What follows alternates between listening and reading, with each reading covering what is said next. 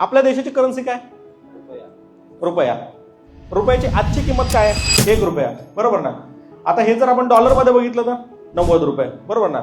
आता तुलना बऱ्याच वेळेला डॉलर सोबत US डॉलर सोबत होते. बरोबर ना. आता US डॉलर सोबत तुलना होत असताना आपण बऱ्याच वेळेला मार्केटमध्ये न्यूजला वगैरे बघतो, टीव्ही मध्ये वगैरे, CNBC न्यूज म्हणा किंवा बिझनेसला, झी बिझनेसला वगैरे, किंवा बऱ्याच वेळेला असं ऐकतो की रुपया घसरला किंवा रुपया वाढला. किती रुपयाने वाढतो किंवा किती रुपयाने घसरतो? म्हणजे असं समजा की आता आपण बघितलं थोड्या वेळापूर्वी तो 90 रुपयाला होता. मग जर समजा तो एक 4 तासानंतर घसरला तर किती होऊ शकतो? 87 रुपये, 88 रुपये. पण तुम्हाला मी हे सांगतो की पैसा कधीही जर तुम्ही बघितलात किंवा जर तुम्ही कधी न्यूज ऐकली तर तुम्ही कधीच असं ऐकणार नाही की 2 रुपयाने 3 रुपयाने कमी झाला. 2 पैसे, 3 पैसे, मला असं वाटतं 3 ते 4 पैशाची मुवमेंट झाली दिवसभरात म्हणजे खूप मोठी मुवमेंट झाली. तर 4 पैशाची मुवमेंट, 5 पैशाची मुवमेंट जर त्याच्यामध्ये होत असेल तर लॉस कसा होणार?